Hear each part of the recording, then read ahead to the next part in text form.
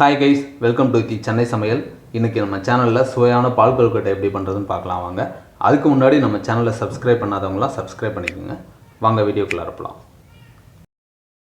ஒரு 200 கிராம் பச்சரிசி மாவை எடுத்துக்கிட்டு கொஞ்சமாக தண்ணி விட்டு நல்லா ஒரு சேர பிசைஞ்சு எடுத்துக்கலாம். அதுக்கப்புறம் இதுலேருந்து கொஞ்சமாக மாவு எடுத்து சின்ன சின்ன உருண்டையாக உருட்டி நீட்ட வடிவத்துலேயும் உருண்டை வடிவத்துலேயும் சின்ன சின்னமாக உருட்டி எடுத்து வச்சுருக்கோம். ஒரு பிளேட்டில் இந்த மாதிரி உருட்டி எடுத்து வச்சுருக்கோம்.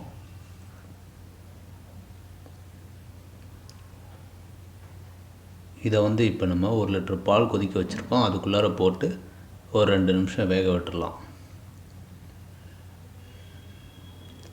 1 லிட்டர் பால் கொதிக்க வச்சுருக்கோம். அது கூட இதை நம்ம கொட்டி உடஞ்சிராத கொட்டி வேக விட்டுடலாம்.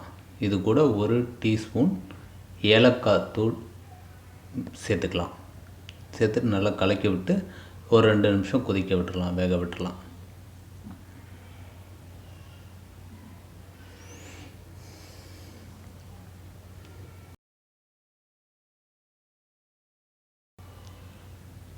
ஒரு 2 நிமிஷம் ஆயிடுச்சு.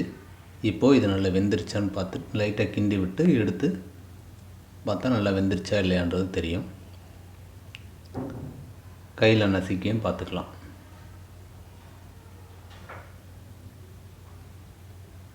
எடுத்து கையில் நசுக்கி பார்க்கலாம் வெந்துருச்சா இல்லையான்னு. நல்லா பதமாக வெந்துருச்சு.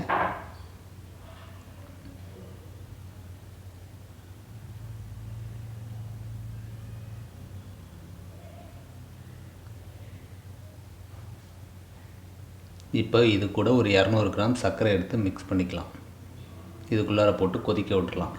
இது கூட தேங்காய் பூ சேர்த்துறோன்னா தேங்காய் பூ சேர்த்துக்கலாம். நம்ம இப்போ தேங்காய் பூ சேர்த்தலை, சர்க்கரை மட்டும்தான் சேர்த்துறோம்.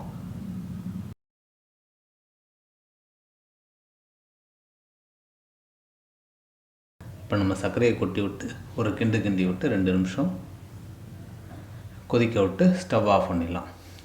இப்போ நமக்கு சுவையான சூடான பால் கொழுக்கட்டை ரெடி ஆயிடுச்சு. இந்த மாதிரி நீங்களும் ட்ரை பண்ணி பாருங்கள். ட்ரை பண்ணி பார்த்துட்டு கமெண்ட் பண்ணுங்கள். உங்களுக்கு இந்த வீடியோ பிடிச்சிருந்ததுன்னா லைக் பண்ணுங்கள், கமெண்ட் பண்ணுங்கள் அண்ட் ஷேர் பண்ணுங்கள்.